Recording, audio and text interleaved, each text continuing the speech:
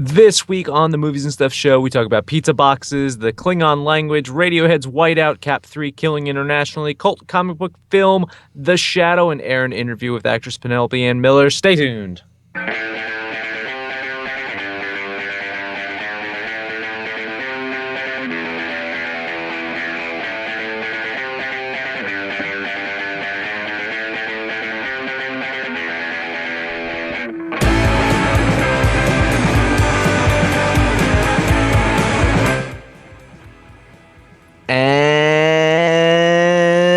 And welcome once again to the Movies and Stuff show. We are coming to you live from the suburbs of New Jersey and Missouri. My name is Dan, and joining me is a man who has yet to eat a pizza box. Abe. Yeah, that's right. I've been living a shallow, empty, meaningless existence. I can tell you that now.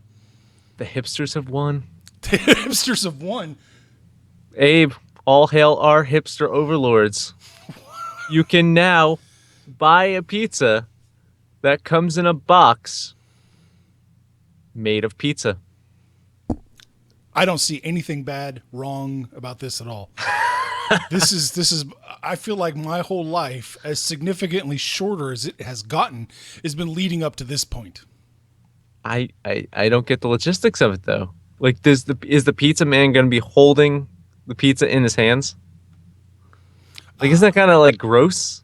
I don't know. I imagine there's got to be some sort of container around it, but I don't care. Logistics be damned. I don't give a shit. I just want this fucking pizza. Now, you delivered pizzas, right? Yeah. You were a pizza guy. Yeah, way pizza back. delivery guy. Yeah, way back. Would the pizza box survive? Would the people just no. be getting a pizza? You'd be eating the pizza box, right? Oh, yeah, probably. I just eat the pizza box. Damn the tip. Yeah, you don't need tips. How was tipping? You worked like college campuses, I worked so you were college kind of like campuses, yeah. preying on the inebriation of others, essentially. Yes, you could do really well at tips at delivering pizza in a college town with a successful college football team. Yeah. Very good, very good. So you wish pizza and pizza box was around back then. Oh, so. yeah. I've probably eaten more pizza than any human should have ever eaten. That's for goddamn sure, but It's the perfect food. it really is. There's nothing wrong with pizza. It is the perfect food. Yeah, it's perfect any time of day. It just works all the time, every day. Breakfast, lunch, dinner, pizza Yeah. works. Yep. You can throw a fried egg on top of it if you wanted to for breakfast. You can have a nice little meal there, or just eat it cold right out of the fridge. I mean, you get something like I figure, a sausage or a meatball or a pepperoni or something like that, and then you boom, maybe throw another vegetable on it. Yeah, You some green get peppers or some onions. Yeah, all there you go. those food groups. It's the wonder food. And now you can also eat a box that's made of pizza. That is brilliant. Yeah. It's brilliant. I love it. One thing that I do not love is lawsuits. Oh, lawsuits. But I am getting very much enjoyment out of one lawsuit in particular. The Star Trek lawsuit that has been ongoing. Another one. This drama just keeps continuing. We discussed this a while back, that the geekiest lawsuit ever was ongoing. Mm-hmm. But This one the might. bar has been raised Yeah. in regards to geekiness, I feel. There is now a debate going on about whether the Klingon language should be considered copyrighted material. That's really interesting. Where do you fall in the line of this one? Man, I don't know. I sided with Paramount over the Axanar lawsuit. This one seems really weird. So they're arguing, right, that the Klingon language is something they created. They hired a linguist to make. So everything that's created from that language can be traced back to their copywritten material. So it's theirs, right? That's the argument. Wow. I don't know about that. I feel like this is going to fall into fair use this time. Mm-hmm. What do you think? I agree with you, and I think I've mentioned before that my outside life has revolved around the language industry. I've worked in the language industry now for 12 years now. Yeah. So I'm very familiar with different languages, and I would have to say that the Klingon language, and I think soon to be some of the Game of Thrones types languages, like the Dothraki and Valerian. I think they're morphed into something other than uh, a copyrighted world. Especially Klingon is used. There's Klingon linguists. There's Klingon interpreters out there. Hmm. There are people that have taken elements of the Klingon language and expanded upon that. So I don't think you can say that that is copyrighted material because at Yeah. this point it's almost a way of communication. It's pretty much, if Donald Trump wanted to say that, I had to bring Donald Trump into this. Hey, by the way, I guess congratulations to him. Ted Cruz just dropped out, so Oh yeah. all hail President Trump, who's going to be eating pizza out of a box made of pizza. But Donald Trump, when he gets to the point of saying that English is going to be the copyrighted world language, good luck with that. Yeah, no joke. It's really an interesting idea. What the hell's coming up with all these lawsuits from Paramount lately? Do they hire a new legal head of legal or something? I mean, what is going on over there? Yeah, I mean, they have a little bit riding on this next Star Trek movie. I'm not going to say it a lot. I hope not a lot. I think they have a lot more riding on the series That they're new series, working on. yeah, I think so. I think you're I right. think at this point, this next movie is just a wash. Just like almost like Fantastic Four. Oh, It's like tear the Band-Aid off, just get it out, get it done with. I hope it's not What's that bad. what's done is done. I hope it's not that bad. Did you watch Fantastic Four? I actually never. I did not. Yeah, yeah. I don't think I ever will. Truth be told, I've never seen a single Fantastic Four movie Ooh, those all the way through. Those early ones, those previous ones. The one I guess with Chris Evans, Captain America. there He you was go. he was in them. Yeah, I've probably seen like a total of like 10 minutes out of those. They're not fun. They're not good. And Star Trek Into Darkness was not good, and I don't have a good feeling of this next Star Trek movie. I don't even know what the hell is this one called. Star Trek Beyond. Really? Star Trek Beyond. Really? Isn't it? Yeah, Star Trek Beyond. Yeah. Jeez, that's terrible. Well, they're out of numbers. They're out of like colon subtitles apparently now, and so they're trying to make. Star Trek Extreme. Yeah, they're trying to make Like- fragment sentences now. I guess. Hashtag Star Trek, Yeah, maybe that's where they should go next. dude. Well, because the whole goddamn franchise right now is based on remember what Star Trek was. It's just it's just cashing in on nostalgia.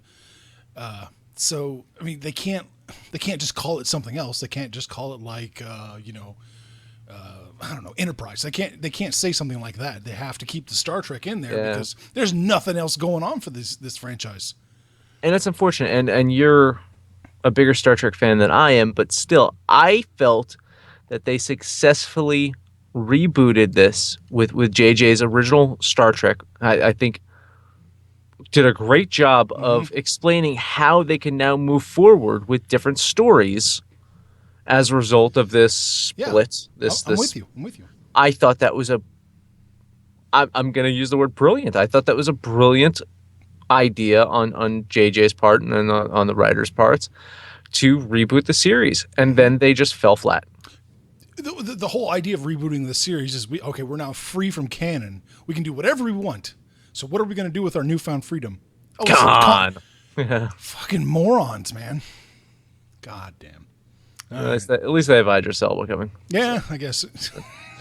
Hashtag Star Trek. That's the next movie. All about the social media. Another thing that's all about the social media apparently is Radiohead, or Nice segue, by the way. reverse social media. Hey, I said hashtag Star Trek, so I had that segue brewing like a couple of minutes ago. Just because I went on a stupid tangent doesn't mean that I didn't have the segue planned minutes ago. I just failed to. You missed your exit. Yes. I did. It's like Jersey. I missed the jug handle. I just kept going. I had to get the next jug handle to go around, and so. Yeah. Did you see this stuff with Radiohead? What stuff? It's all gone, Dan. I can't see anything. They had a whiteout. It's probably the most unique approach to social media I've seen. They just decided to delete their online content. They had nothing. They replaced it with white space, and it's pretty much your approach to social media, Abe. Pretty much. Did they steal your idea? They Was did. it Radiohead steals my ideas all the time. Creep. so? Well, Well, you are a creep. there you go. I don't know. It is an interesting. We don't know anything about why they did it other than just marketing gimmick, right? Yeah, They're not at this trying to point. make a statement about social media in the No, 21st century. my guess is they have new music coming out, and then this Yeah. was a way. We're talking about it, and that means that a lot of people were talking about the Hmm. fact that they did nothing other than, you know, remove stuff. They didn't have to post. They didn't have to think about this. They just removed stuff, and maybe there was a systematic approach to how they remove it, or as my wife said, someone just accidentally hit the delete key. That's So, oh oh shit! shit. Oh no! Can't undo this one. Yep. Well, I mean, it is interesting. I mean, yeah, I can't recall anybody actually promoting anything by removing stuff off the internet to create a marketing blitz. I mean, you got people talking. I think it's a I always felt that Radiohead. Uh, I wasn't too much into Radiohead music when I was in college. Like so many people were. I wasn't. I didn't get into Radiohead until maybe a few years ago when I was like, oh yeah, these guys are pretty good. It's like wow, maybe I did miss something. But I always thought that they approached the concept of being a band differently than a lot of bigger bands did, and to the point where they were one of the early bands that were giving away their albums or setting your price for your Right. album. Yeah. I think it is really interesting to me that they were pioneers in that, and now they've just swung the pendulum completely the other direction. So you're gonna see a lot more people. Hopefully, fucking Kanye just takes their idea and just starts whiting out his social That would media. be awesome. That would be fantastic. Last topic. Let's do Last this. topic. Topic number four. We are going to do a roundtable discussion on Captain America: Civil War next Tuesday at 9 p.m. Shameless plug. Nice. But while we have yet to see this film here in the United States, uh, the international audiences have already seen it. The world has seen it. We haven't seen it yet. And apparently the world loves it. Of course they do. Two Of course they hundred do. million, $200 million. Who gets that reference? Who throws a shoe? $200 million Damn made it. in the opening weekend overseas. That isn't even funny anymore. And it's not funny because Austin Powers came out like what feels like 2 decades ago. It's because the guy who said it is apparently like a murderer rapist guy. Yeah. Random task. Yeah, not so nice of a guy. Where was I? $200 million made in the opening weekend overseas for Captain America 3. Do we even have to call it Captain America 3? Let's just call it Civil War. I thought it was Avengers 3. Avengers Yeah, Civil you're War. right. Yeah, right. How much do you think this movie makes opening weekend here in the States? I don't know. What's the biggest box office number for opening weekend? That's what it hits. That's what I think it's going to be the number one ever. Yeah, I think so too. Yep. Marvel's a juggernaut. Whether or not they should be a juggernaut or whether they make interesting films, that's a debatable point, but they're a juggernaut right now. So, since this is going to be a roundtable discussion next week, Mm-hmm.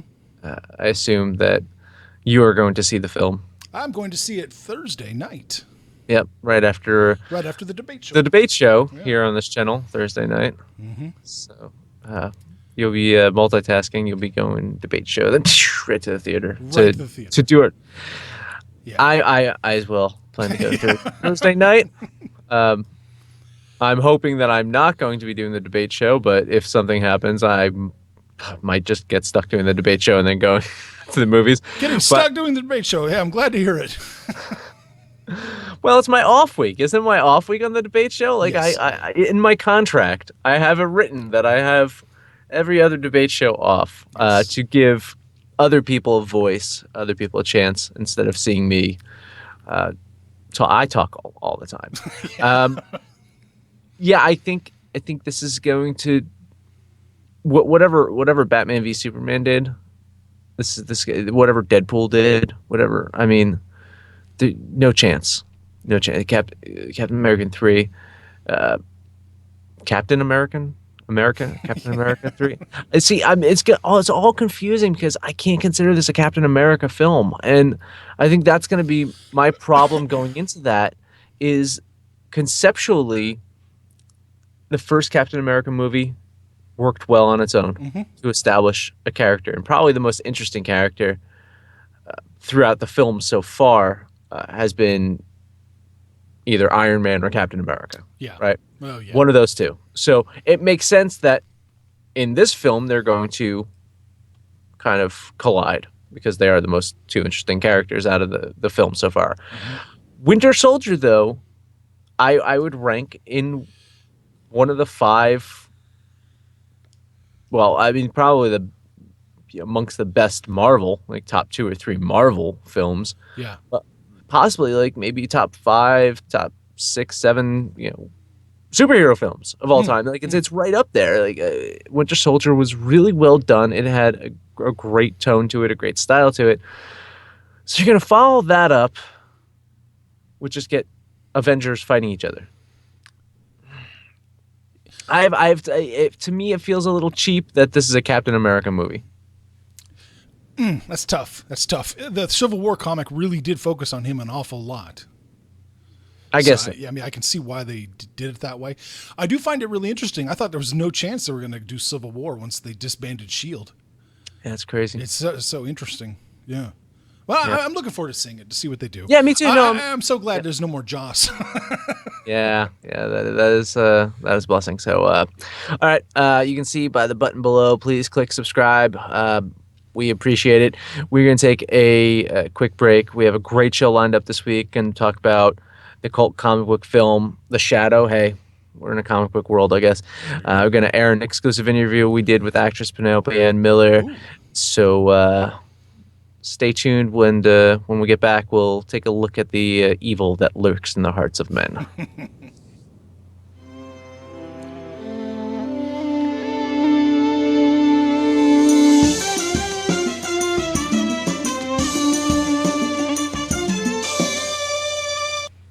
All right.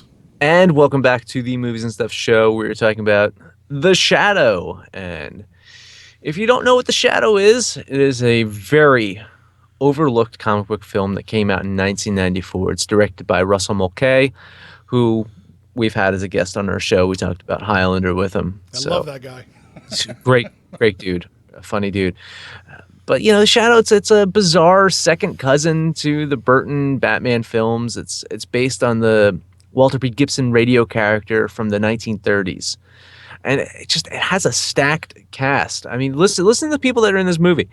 It's Alec Baldwin, Peter Boyle, Ian McKellen, Tim Curry, and of course Penelope Ann Miller. I mean, Ian McKellen, pre Gandalf. So Yeah, that's wow. It's a hell of a cast. Yeah. it really is a great cast, and the movie it's based on a mix of the Shadow radio shows and the pulp books based on the same character, and it's a really cool story, and it has this neat aspect of the Shadow having this network of helpers. It's really a cool film, and when I first saw it, I guess it was late June of '94. Is when I went to go see The Lion King in theaters. And then later that summer, I would go see Jim Carrey's The Mask in theaters. But sandwiched in between those two films, I saw The Shadow, and I instantly fell in love with the movie. And it did remind me of the Burton Batman movies to a degree, but it also had this really dark underbelly to it. And as an 11-year-old, I don't think I really grasped it fully, but I still enjoyed the film. So what about you? When did you see the movie, and what did you think of it? I saw it in the theaters too, and I was not a fan. I didn't like it at all. I felt like it was kind of a cheap Batman knockoff at the time. I just I did not care for it at all when I first saw it. I had no intention of ever rewatching it until we did this episode. And Hey, I'm wrong. I'm so wrong. I really, really like this film. It is so much fun. I can see why I thought it was kind of a cheap knockoff to Batman, but I don't think that's fair at all. I feel like this has a sense of style. It's really all its own. That I don't know, just because it was kind of gothic in its architecture and style, that doesn't mean it had anything to do with Batman. I'm a moron, is what I'm saying, when I was younger. Well, I feel that maybe marketing wise, they probably tried to capitalize a little bit on the Right. success of Batman, and that shot itself in the foot because it could stand on its own. And you're right, you know, when you think of the architecture, you think of the style and the settings, it is reminiscent of Batman because, well, look at the Batman comic books and look at the Shadow. They kind of take place in a very similar world. Right. Things look the same. And it impressed me to know that they just made the film, The Shadow, as if they made the film, you know, like they tried to design the architecture, they tried to do everything as if it was made in the 30s. Yeah, that's really cool. They even locked down the camera, apparently, didn't they? Yeah, Yeah, yeah, that's really, yeah. really cool. And it's got a great like anti-hero, if you will. It's more so than Batman in a way. Baldwin's character of Lamont Cranston, he's a ruthless opium warlord. Yes, yes, he I, is. I and he's a bad guy. And then he's given a second chance and he becomes a great hero. So it's more than just a flawed hero. This is a legit bad guy. No, yeah, you're right. Growing up Catholic, going to Catholic school and church and everything like that, you meet these converts, and the converts are worse than anybody you could possibly meet. They are the most hardcore. They are the most give no fucks, take no prisoners kind of people, and that's who Cranston is. Yeah. Yeah, and I love it. Yeah, it's so cool. There's no moral dilemma about do you kill, do you not kill. No, you mow them all the fuck down and move on. And you exploit people you save to help you out when they need something. He's like the Godfather of comics. If I do you this favor. You know, and for a lot of the shit that Zack Snyder's getting with his I guess portrayal of Superman, I think Superman needs more Lamont Cranston in him. I think Superman should take a couple years off and be an opium warlord and then come back to Metropolis and snap more people's necks. More neck snapping. All right. It's like, Zod, just Just kill them all. kill them all. Kill them all. Let Batman sort them out. Uh, No, I'm yeah. with you. I'm with you. That'll be fun. Yeah. One of the things I also love about the movie, and I mentioned kind of earlier, is the sets. McCall had, he didn't try to recreate the 30s. He tried to recreate 1930s movie sets. He wanted to make a movie that felt like it was from that time period, and just, like he nailed it. It wasn't like he was trying to make a film set in the time period. He was trying to make a film as if it was made in that time period. It's brilliant.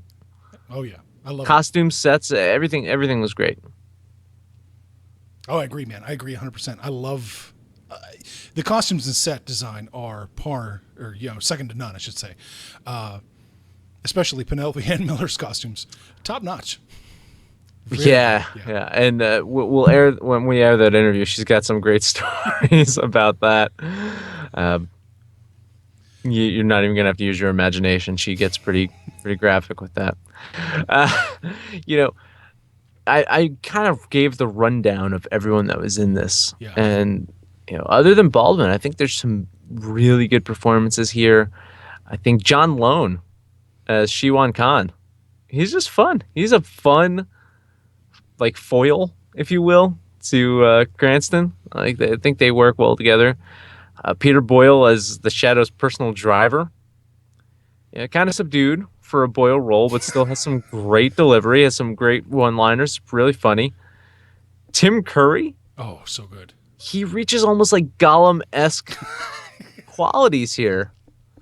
It's really a great performance. Oh, And speaking of Gollum, as I mentioned, we had Gandalf, and he's a really silly, fun role here as Dr. Lane. It's Penelope Ann Miller's father, right?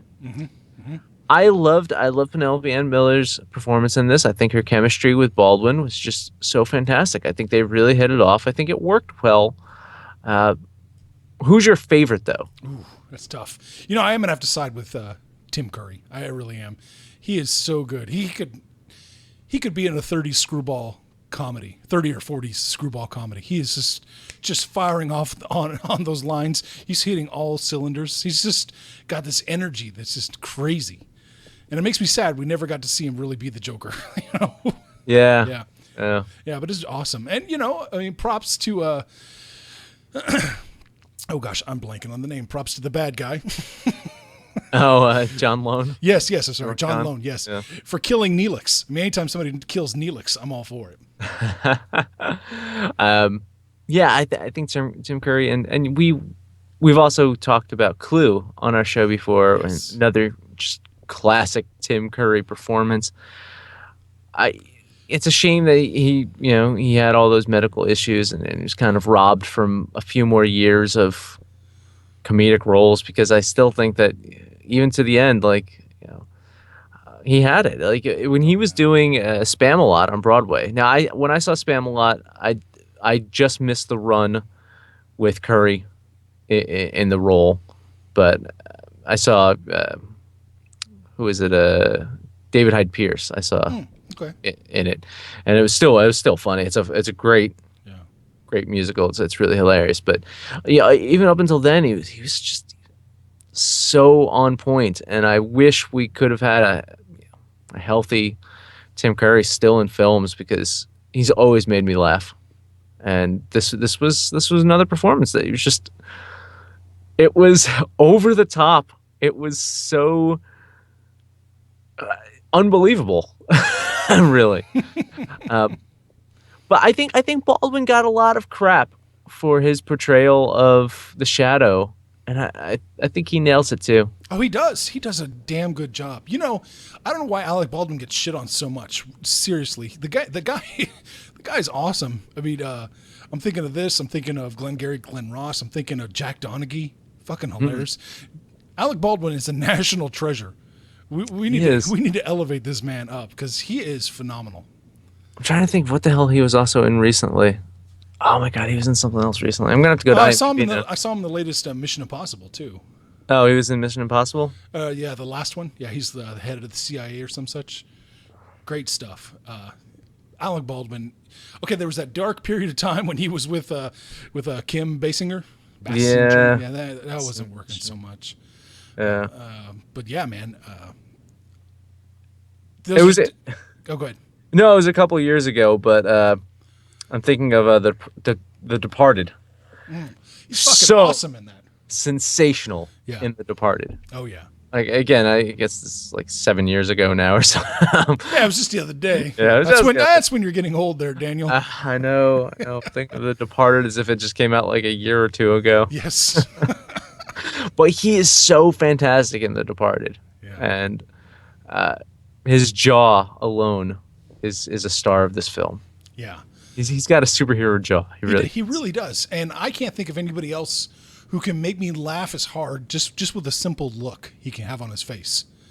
Man, the guy's really good. And in The Shadow, he does really well, I think. He's kind of we don't really focus on his opium dealing days too much. Not too much. No. No, but once he's the good guy, man, he's awesome. That laugh is fucking phenomenal. That's really cool. And you mentioned 30 Rock. Do you think that was pretty much what saved his career? I feel. Yeah, that's what brought him back. Feel that was the. Tina Fey's basically the Quentin Tarantino of TV, huh? I think so. Which I know you don't watch Unbreakable Kimmy Schmidt, but this season, know. season 2 is pretty funny. I don't know if I can. I don't know if I can watch. Oh my it. God. I tried. It's something else. I gave it a shot. You know who didn't give this movie a shot? Pretty much everyone. Everyone else in America. And rumor has it that Sam Raimi wanted to adapt it, but he couldn't get the rights to it. And I think that would have been cool Yeah. to see what he would have done with it. But I couldn't imagine him having much more box office success with it. It had a $25 million budget.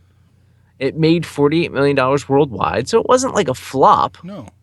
It wasn't like a complete failure, but it wasn't enough to warrant a sequel, and it's a shame great character. It could have been a neat franchise, and I think that was the plan too, right? Yeah, it definitely felt like it. This was the first stepping stone, right, in what was supposed to be a franchise. More, I mean, just like then, now, just like now and then, they were thinking franchise. Hmm. Yeah, of course they were. But it came out.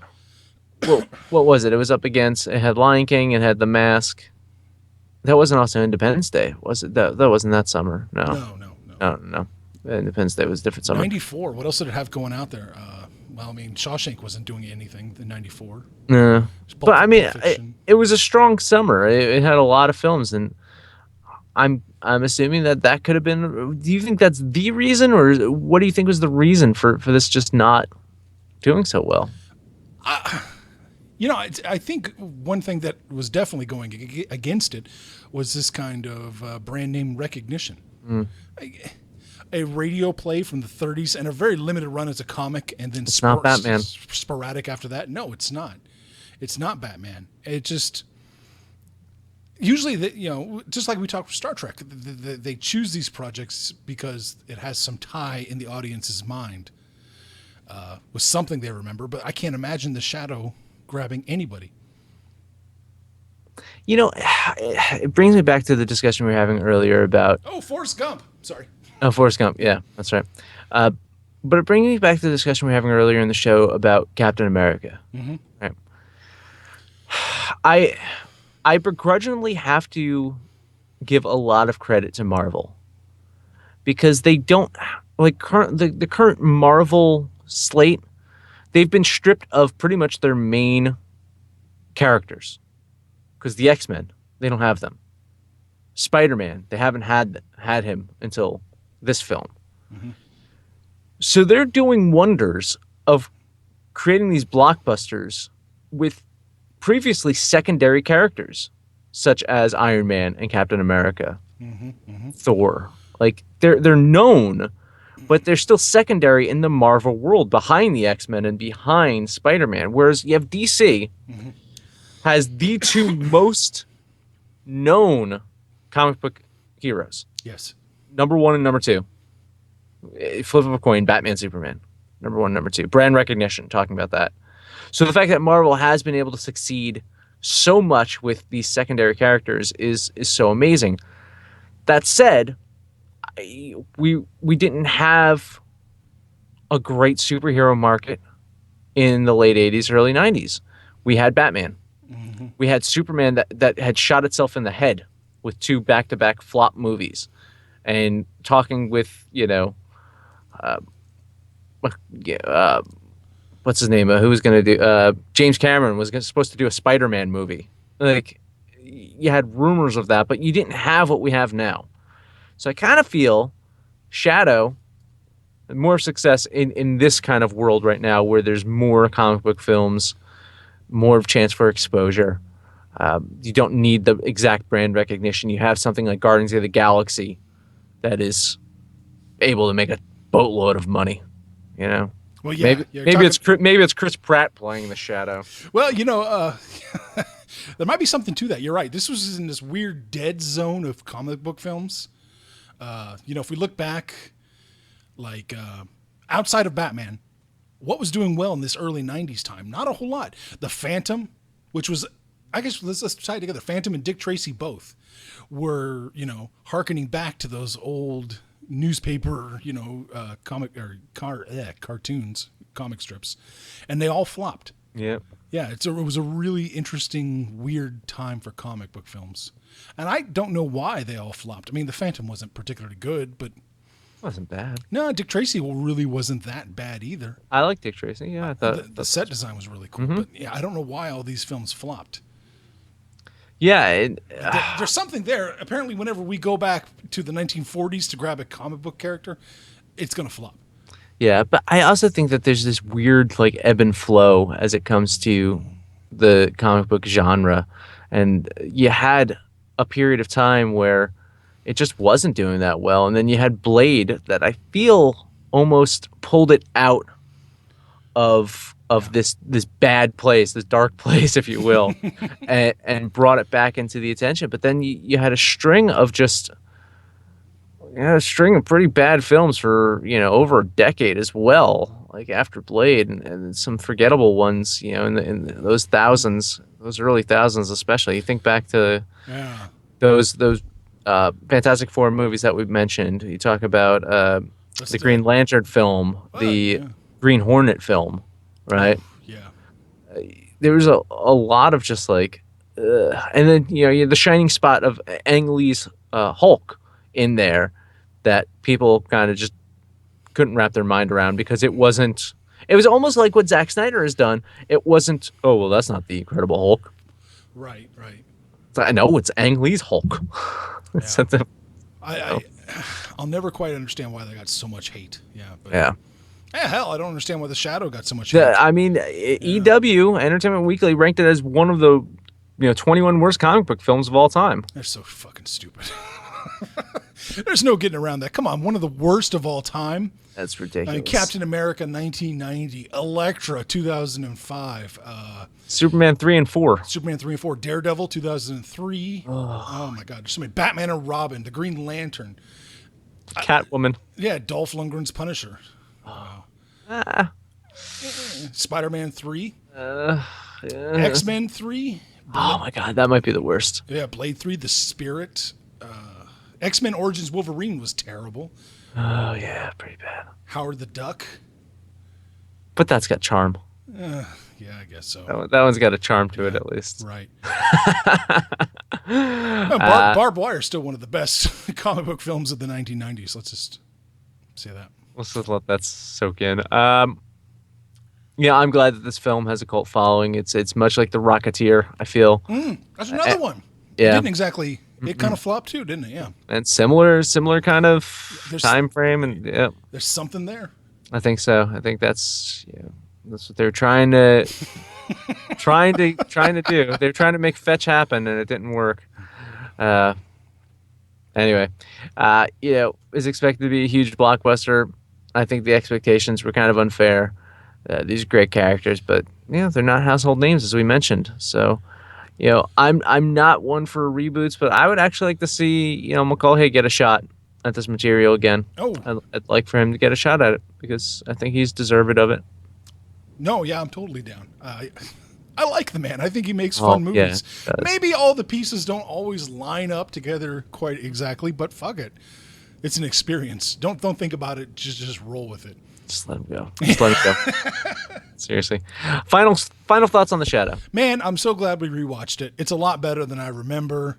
Alec Baldwin is cool. Penelope Ann Miller was very nice in that film. And what a stacked cast. Like you said, it was great. And It's good. It's right up there. I think if we're going to talk about Russell Mulcahy, I'm going to say Highlander, and then I'm going to say The Shadow. I think so too. Yeah, I agree. That's a pretty damn good career right there. I'm right there. Yeah, I agree. And Penelope Ann Miller, who we're going to air this interview with in a couple minutes, she's had a pretty awesome career too, and we're gonna talk a lot about that, especially some adventures in babysitting. Right? You get one little comment in there for her, I Maybe believe. just a little bit. I think so. Yeah. I think so. So stay tuned. Exclusive interview with Penelope Ann Miller. Make sure to like this video, comment below, and subscribe to us. You can also follow us on Facebook and on Twitter. Tune in this Thursday for a Master Debater show. We're going to have Jack Random. Jack Random be back. Jamil Payne. Payne's going to be on it. And Sean from Long Island. Sean from Long Island. I like that. Sean from Long Island. It does. It suits him. It suits him so well. So tune in this Thursday for that. And then tune in next Monday night for a brand new vegetable lasagna show sometime between the hours of 8 p.m. and 1 a.m. They will hit that mark. They will certainly do that. And we will be back, of course, next Tuesday with our roundtable discussion of Captain America Civil War. So it's going to be me, it's going to be Jack, and it's going to be Tom again. Yeah, it's just that's the plan. Yeah, everybody seemed to like it. Same roundtable from last time. We're also going to open up the phone lines, remember? Oh, yeah, that's right. That was fun. So, yeah. Cool, man. Hey, Abe, it's always a blast. Any final words? Now I'm really starting to think we should revisit Barbed Wire. Get Pam Anderson on the phone. Ooh. I'll email her right now. Then drive a boat. Yeah. Later. See ya.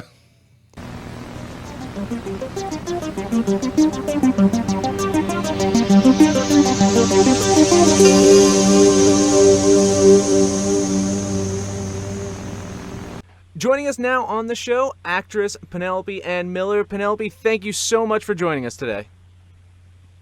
Well, thank you for having me. I'm very honored.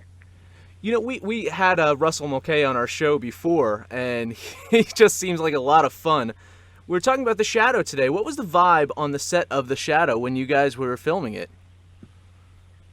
Well, I mean, I love doing period pieces, and the 30s was a very glamorous time, and I think it just was, for me personally, really fun to wear those costumes and to do the hair and makeup and to be in the nightclub and to be in the cars and then just based on this historic comic book.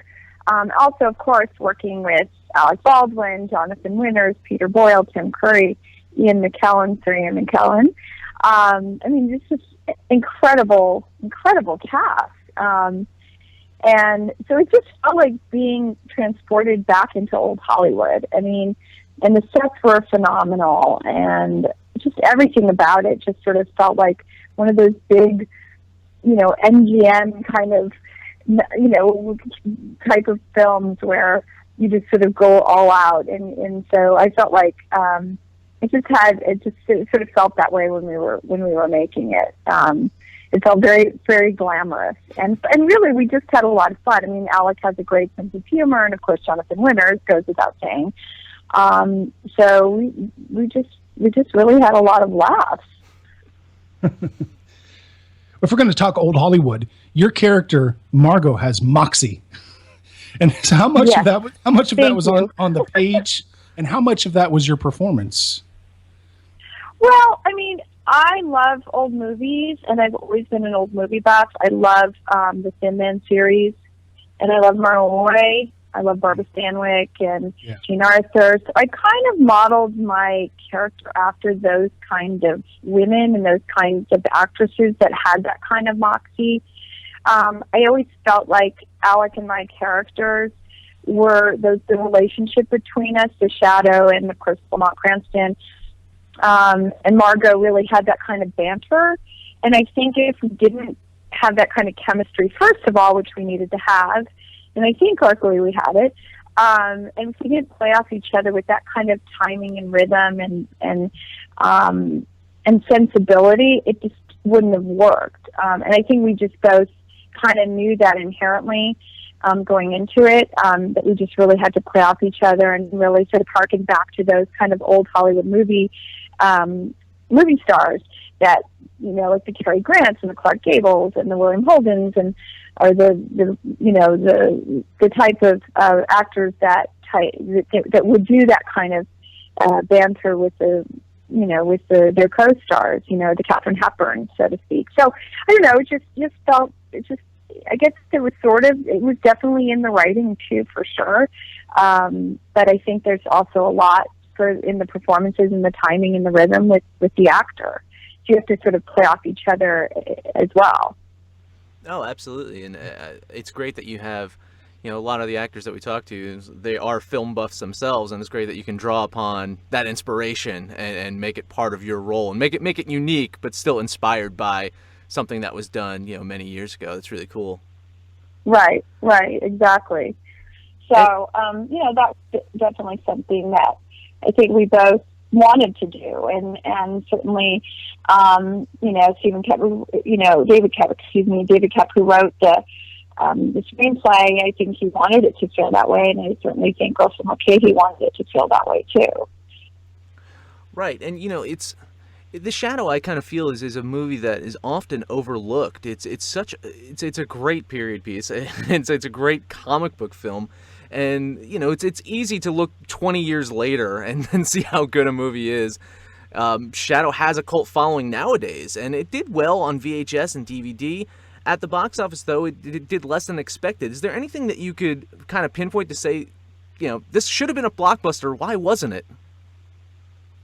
I'm glad you said that. I mean, Oh, and I just need to I said William Holden, I meant William Powell. William Powell and Myrna Loy did the Thin Man series, so correction with that. I don't want to seem like I don't know what I'm talking about. Not that William Holden, I love him. But I was referring to the Thin Man. But I agree. I mean, we really had hoped and thought that at the time, obviously it would do better, I guess, at the box office. And, who knows? There's so many variables that go into why a movie becomes a big hit and has a following.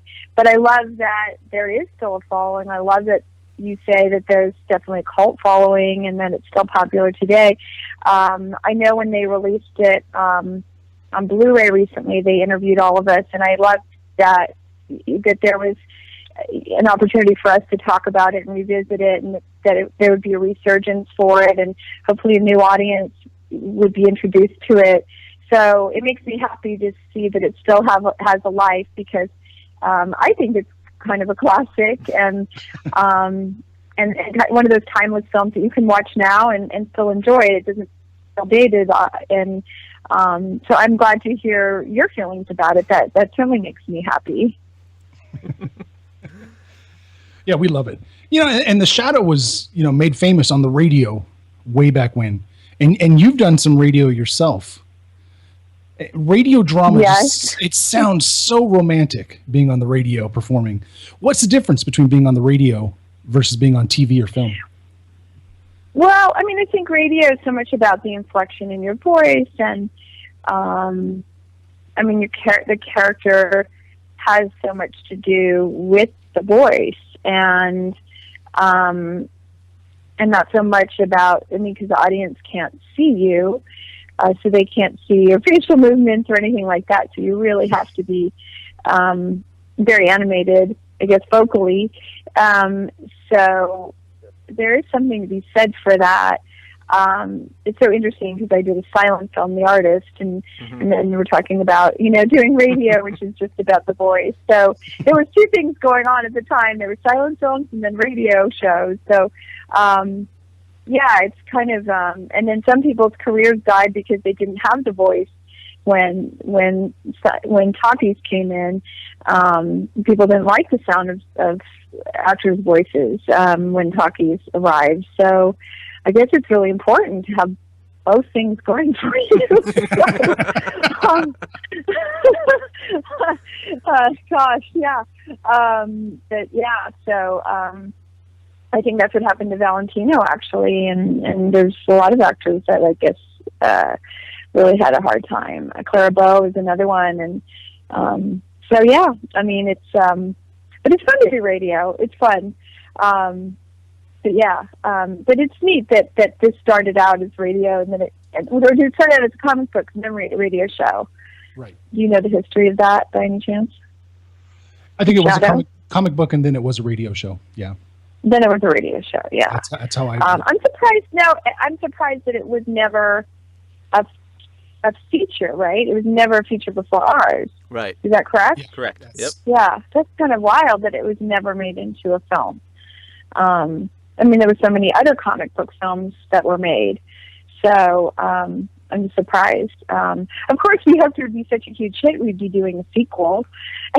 Right. So, that was actually going to be my next question. Were you planning, if they were going to do the sequels, were you going to be involved with them? You're going to be the same character? And, yeah, I mean, I think we'd hoped there'd be some sort of a franchise going on. That would have been nice for all of us. Yeah. Like I said, I mean, there was incredible talent in this movie. I mean, good Lord. Absolutely, yeah. You look back now, and it's like, how did this not? And, one of the things, it would have been refreshing, too, to bring back a lot of the same cast, because I think one of the even criticisms of even, like, the Batman movies of the late 80s, early 90s was they just kept replacing the Batman love interest with a new woman, right. They're a new female actress. Oh, all right, bring someone else in.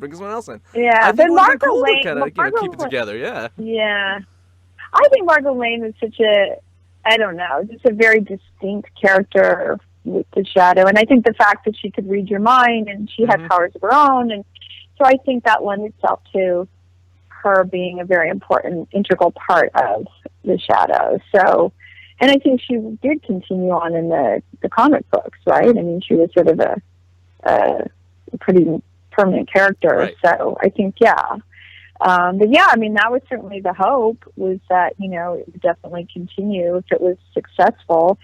But, you know, look, I'm glad at least, you know, there are people like yourselves that are still watching it and loving it. And here we are talking about it right now in, 2015. Right. I mean, that's pretty amazing. And when we make it, when it came out in 94, was it? Something like that? So 90, Even, yeah, 94. I think it's a little over 20 years old, right? Yes. Yeah. Oh my gosh. Wow. That is frightening. Oh my gosh, that dates me. That's wild. And it's crazy because, like, I mean, the other thing, I mean, I was kind of, I guess, on a roll because I had just the movie that I'd done just prior to this, to The Shadow, was Carlito's Way. Right. And it was the same studio, it was Universal, same writer, David Koepp, same producer, Marty Bregman. So, you know, it was a pretty exciting time for me career-wise, you know. So I really hoped that, you know, things would just keep, you know, speeding along. But yeah, I mean, we had it still was great. And it was a great experience. So, and, you know, here I was working with, you know, amazing actors. So, and getting to wear great costumes and so on. So, yeah, it was pretty exciting, pretty exciting time. Those costumes were fantastic. I agree. Those costumes were amazing. And the props were amazing. Did you get any souvenirs? I did get to keep my wardrobe, believe it or not. So that's nice. a pretty amazing souvenir. If you think of a souvenir to have, whether they still fit me or not, that remains to be seen. I don't know that I've tried anything on lately, but I'd like to think that they would. But yeah, I mean, that, like, kind of cream-colored satin dress where Lamont first sees me in the nightclub. I used to have that. I have this incredible green velvet dress, and I don't think I have the fur, but I do have some pretty amazing stuff from that movie. It was kind of nice that I could get that in my contract.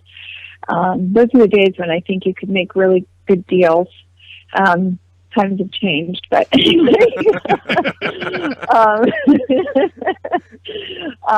But yeah, so yeah, that was a good souvenir. Other than that, I don't think I took anything from the set.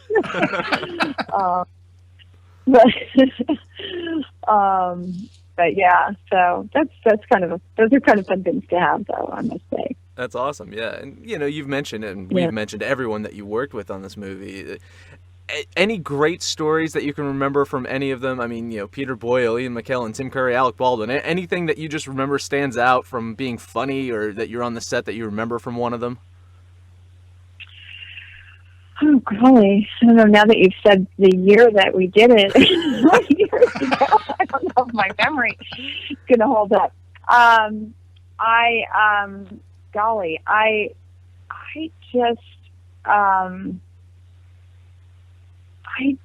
I think, I do remember, though, I mean, you know, I don't know, you know, how great a story this is, but I do remember, like, I had to have a slant board built for me because all my drills got wrinkled so quickly. So I had to be, I don't know if you know what those are. They're like boards made that you sort of slant against the wall.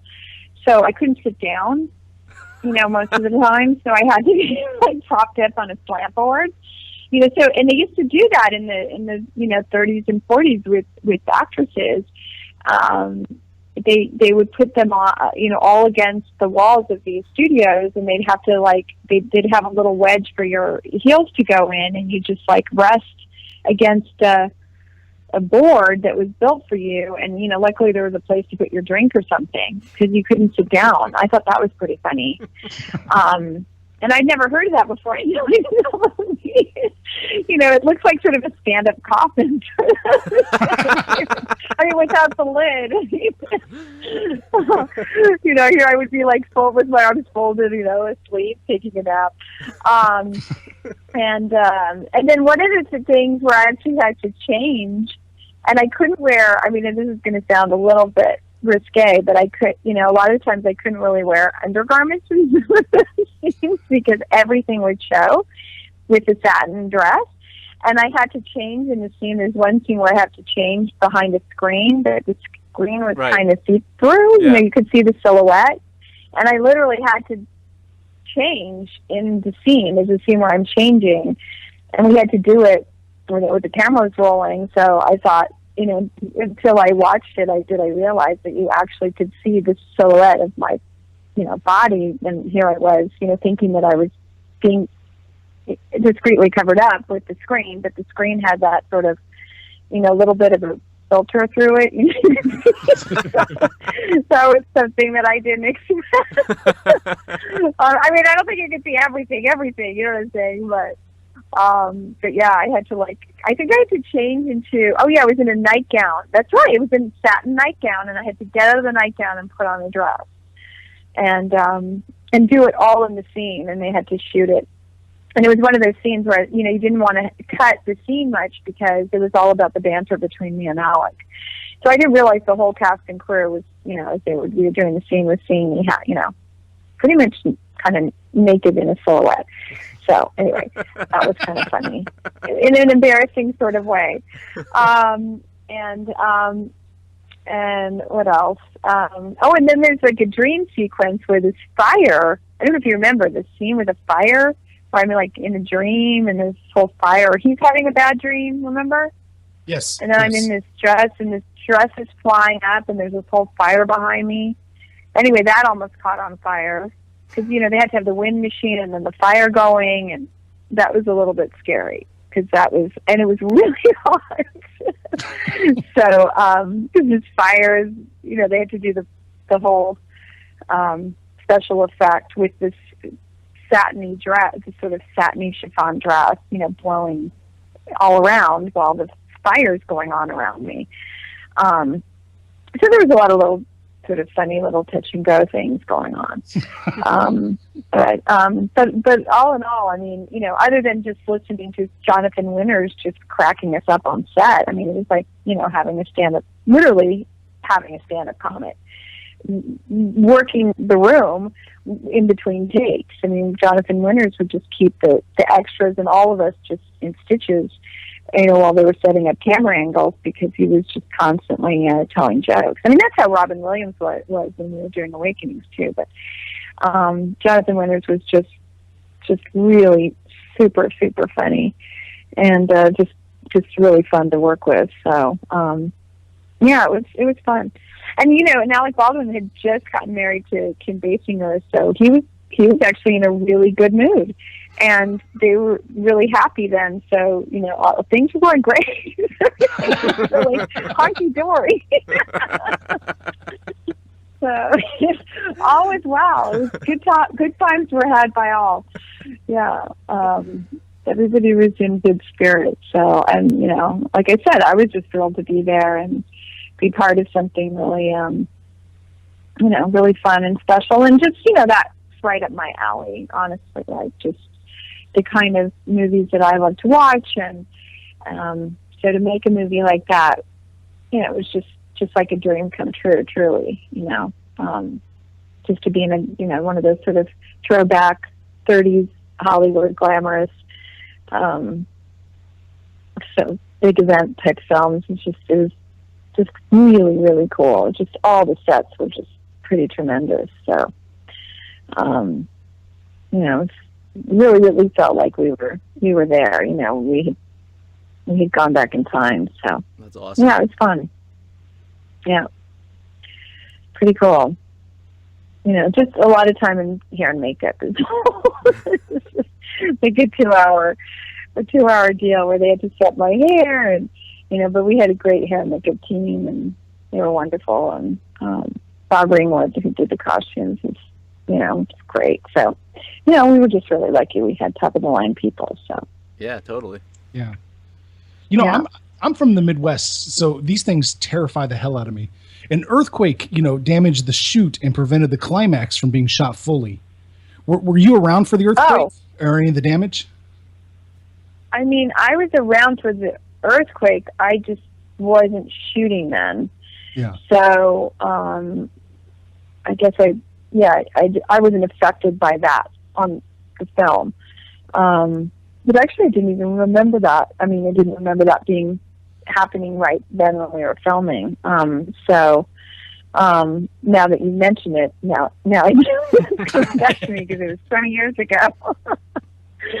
So, and what are some of the things Russell said? I'm so curious because I haven't talked to him in so long. They were going to shoot that mirrored. That mirrored sequence was supposed to go on much longer, but the earthquake damaged the mirrors and they couldn't proceed, so they had to work around it. Oh, I see. Okay. Yeah, I didn't realize. Wow. Yeah, well, it must have been, great for him too to be filming a movie that, that scope as well, I'm sure.